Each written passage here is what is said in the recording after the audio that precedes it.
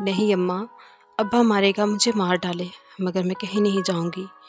وہ اپنی ماں کے ہاتھ تھامے فریاد کر رہی تھی۔ اس کی ماں حسرت بھری نگاہوں سے عدل کو دیکھ رہی تھی۔ عدل نے حاذقہ کا ہاتھ تھاما اور چڑھانے لگی مگر عدل نے گرفت سخت کر دی۔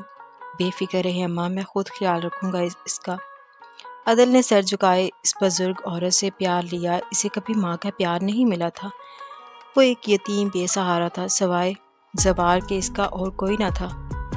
وہ اس کا ہاتھ تھامے لے آیا۔ 1 گھنٹے کے سفر کے بعد وہ اسے اپنے گھر میں لے آیا۔ وہ تو رہی تھی، عدل نے اسے چپ ہونے کو نہیں کہا تھا۔ وہ رو رہی تھی، عدل نے اسے چپ ہونے کو نہیں کہا تھا۔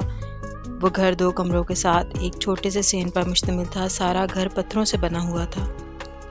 وہاں تقریباً سارے گھر ہی پتھروں سے بنائے جاتے تھے۔ جب رونا دھونا ختم کر لینا تو اس کمرے میں جا کر سو جانا۔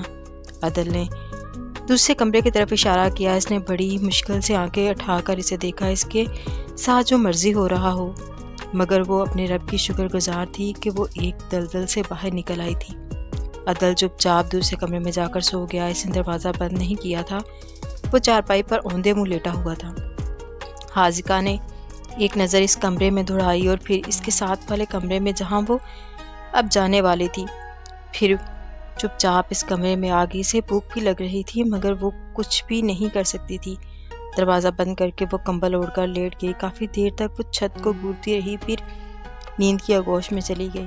اگلی صبح اس کی آنکھ کھلی تو اسے احساس ہوا کہ باہر دھند کی وجہ سے ابھی تک اندھیرا ہے۔ وہ چارپائی سے نیچے اتری، کندھوں کے گرد اچھی طرح شال لپیٹی اور دروازہ کھول کر باہر نکلی۔ وہ ایک چھوٹے سے کچن میں بیٹھا آگ جلا رہا تھا۔ منہ پر پانی کے چیٹے مار کر وہ بھی ساتھ جا کر کھڑی ہو گئی۔ صاحب جی، میں بنا دوں؟ اس کی آواز لڑکھڑانے لگی۔ نہیں، بس کھانا تیار ہے، تم آخر میں چائے بنا دینا۔ میں تھوڑی دیر میں تمہارے لیے کپڑے لے آؤں گا، تم نے گھر سے باہر نہیں نکلنا۔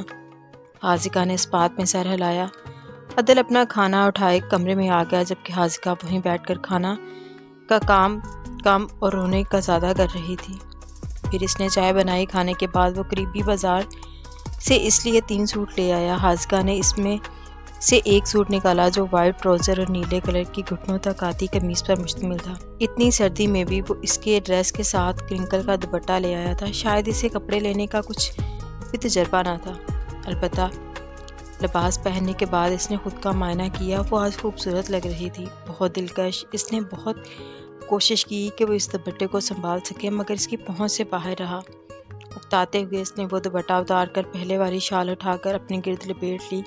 اس کے بعد وہ دوبارہ کمرے سے باہر نہیں نکلی تھی۔ تھوڑی دیر بعد عدل نے اس کے دروازے پر دستک دی۔ جی صاحب۔ وہ بہت فرما برداری سے اس کے سامنے سر جھکا کر کھڑی ہو گئی۔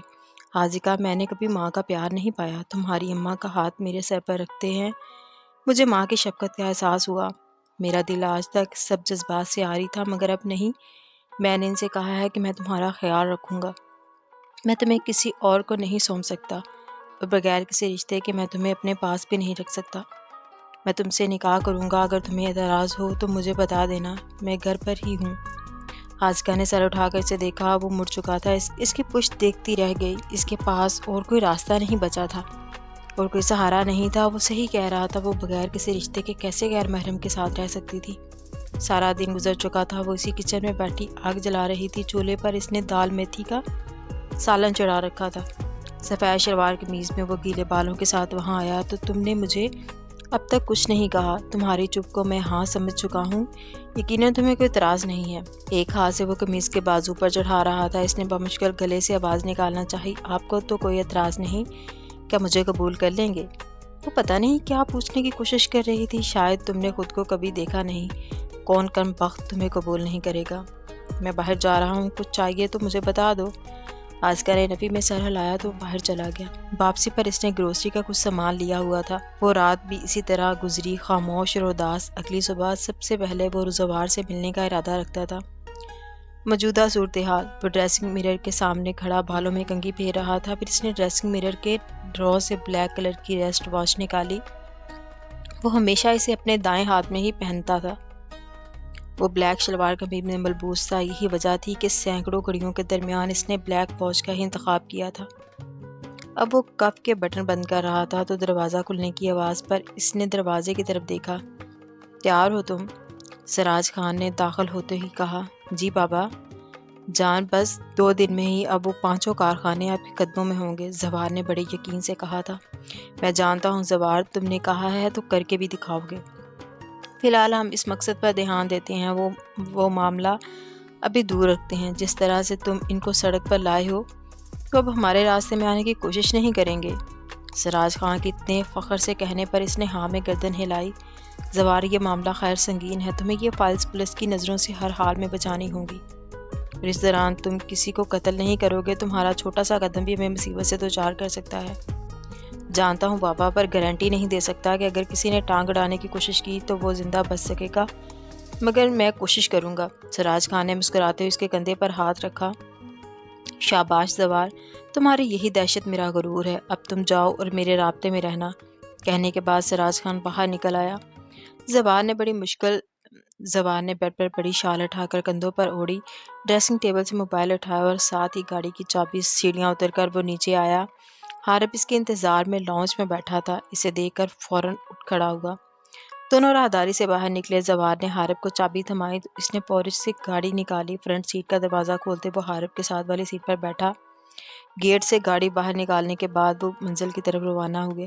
مہروش نے آج صبح سے رو رو کر برا حال کیا ہوا تھا، گناہ کہ آج اس کی زندگی کا سب سے پہلا مجرا ہونے والا تھا۔ آج وہ طوائف کا کردار ادا کرنے والی تھی۔ اس نے کتنی دعائیں مانگی تھی کہ کوئی معجزہ ہو اور وہ یہ کردار ادا نہ کر سکے، مگر کوئی معجزہ نہیں ہوا تھا۔ اسے کوئی بچانے والا نہیں تھا۔ وہ جس کے آسرے آج تک جیتی آئی تھی وہ صرف اس کی ماں تھی، اور کیا وہ اتنی کمزور تھی کہ اسے اس دلدل سے نہیں نکال سکتی تھی؟ رونا دھونا بند کرو تم، رو رو کر آنکھوں کے نیچے ہلکے پڑ گئے تو تمہاری خوبصورتی میں کمی آ جائے گی، اور اگر تمہاری خوبصورتی نوابوں کو پسند آئی تو اشیبہ بائی کو کتنا زیادہ مالی نقصان ہو جائے گا، سوچا بھی ہے تم نے؟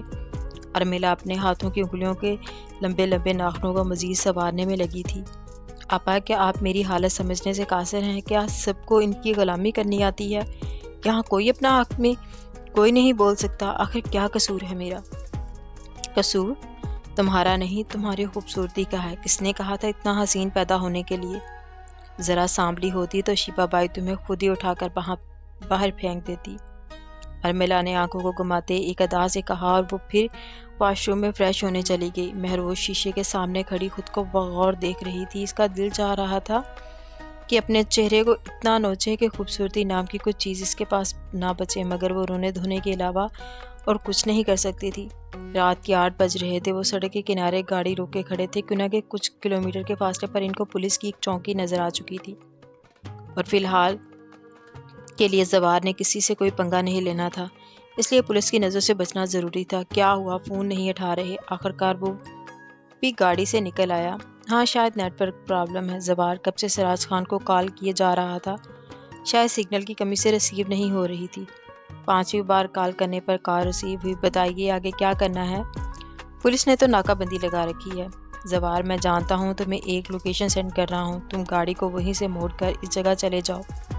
آج رات تم وہیں رہو، تمہیں وہاں کوئی مسئلہ نہیں ہوگا، وہ سیف جگہ ہے، پولیس وہاں آنے کا سوچ بھی نہیں سکے گی، پولیس والے وہاں آنے کا سوچ بھی نہیں سکیں گے۔ سراج نے اسے ایک لوکیشن بھیجی تو انہوں نے اسی ڈائریکشن میں گاڑی موڑی۔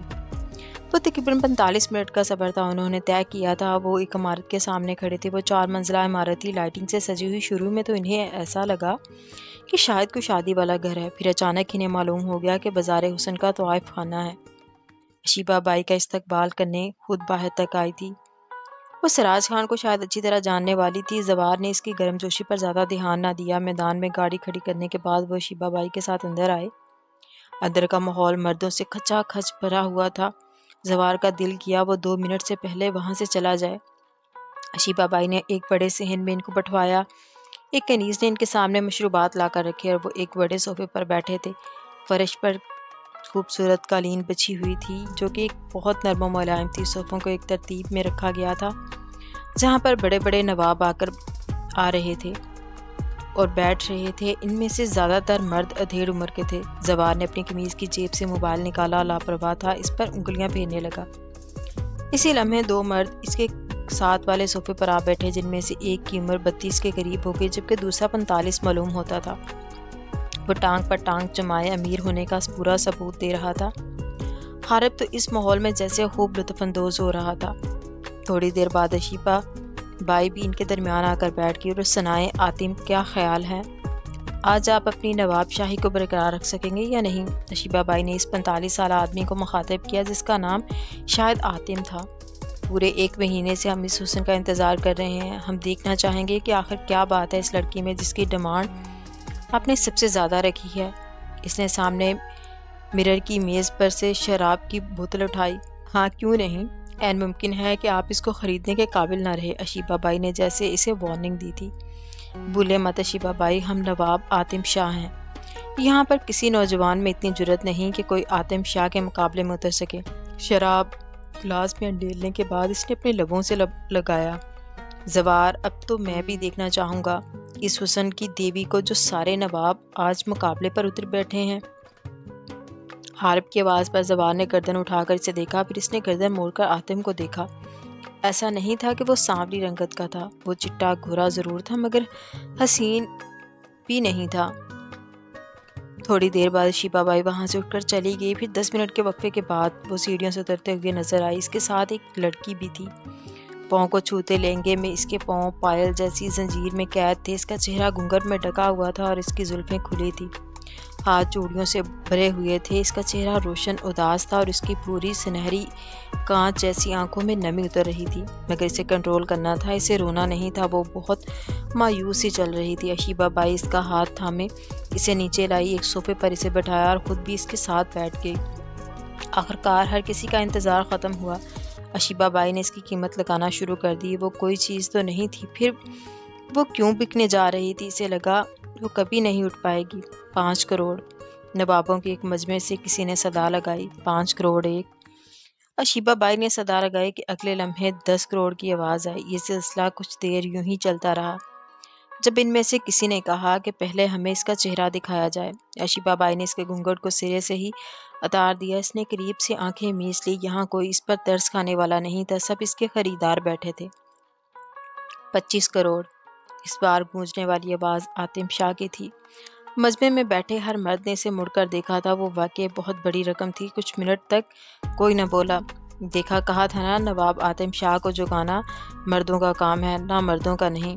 زوار نے غصے سے مٹھیاں پیچ لی۔ وہ سب کو نہ مردوں کا خطاب دے چکا تھا، جبکہ نہ مرد والی بزدلی وہ خود کر رہا تھا۔ 25 کروڑ ایک، 25 کروڑ دو! اشیبا بائی دائیں ہاتھ کی انگلی اٹھاتے جیسے اختتام کو تھی۔ 90 کروڑ! یہ آواز اس کے کانوں کی سماعت سے ٹکرائی تو امڑنے والے آنسو گال تک آ پہنچے۔ آخر کون تھا جو اس کی اتنی بڑی قیمت لگا رہا تھا؟ اشیبا بائی زوار کو حیرت اور بے یقینی سے دیکھ رہی تھی۔ ہوا میں اٹھتی اس کی تیسری انگلی وہیں ساکن رہ گئی۔ 90 کروڑ ایک، 90 کروڑ دو، 90 کروڑ تین! مبارک ہو خان بابا، یہ خوبصورت حسینہ آپ کی ہوئی۔ آتم غصے سے کھڑا ہوا۔ طوائف خانے میں آج پہلی بار کسی نے اسے نیچا دکھایا تھا۔ اس کا دل کیا وہ زوار کا منہ نوچ ڈالے، مگر وہ کیا کر سکتا تھا؟ وہ زوار کی لگائی قیمت سے آگے تو بالکل نہیں بڑھ سکتا تھا۔ اشیبا بائی چل کر زوار کے پاس آئی۔ واہ خان بابا، آخر ماننا پڑے گا آپ کو، نوابوں کو شکست دی، بازی جیت گئے آپ۔ اشیبا بائی کے کہنے پر زوار نے آتم کی طرف دیکھ کر فخریہ مسکرایا۔ آتم لمحہ بھر بھی وہاں نہ رکا اور وہاں سے چلا گیا۔ آپ چاہیں تو اس کا حسن دیکھ سکتے ہیں، اشیبا بائی نے زوار کو مخاطب کیا۔ زوار نے نفی میں سر ہلایا۔ جیسے آپ کو ٹھیک لگے، وہ آپ کی چیز ہے، آپ جب چاہیں اسے دیکھ سکتے ہیں۔ اس بات میں سر ہلاتے وہ حارب کے ساتھ ایک کمرے میں آ گیا۔ مہروش کو واپس اس کے کمرے میں لایا گیا، جہاں پر اشیبا بائی سے ہدایات دے رہی تھی کہ اسے اب خان بابا کی کنیز بن کر ہی رہنا ہوگا، ورنہ اپنے انجام کی خود ذمہ دار ہوگی۔ ساتھ میں خان بابا کے کچھ چرچے بھی اسے سنا رہی تھی۔ اس سے بڑی جہنم اور کیا ہوگی کہ دہشت گردوں کے خلاف وہ لڑنے کا سوچتی تھی، آج وہ اسی کی رکھیل بن کر جا رہی تھی۔ اس کا خواب ٹوٹ چکا تھا، وہ واقعی ایک طوائف ثابت ہوئی تھی۔ کوئی نہیں تھا اس کو بچانے والا، بھیڑیے کی شکل میں انسان تھے جو بس اس کا حسن نوچنا چاہتے تھے۔ اسے پوری رات عذاب لگنے لگی تھی۔ ٹھنڈ میں آج بھی کوئی کمی نہیں آئی تھی، شاید یہی وجہ تھی کہ کمبل کی گرمائش میں بھی اسے سکون کی نیند نہیں آ رہی تھی، اور ابھی تک اس کی آنکھ نہیں کھلی تھی۔ عدل سارا کھانا تیار کر چکا تھا۔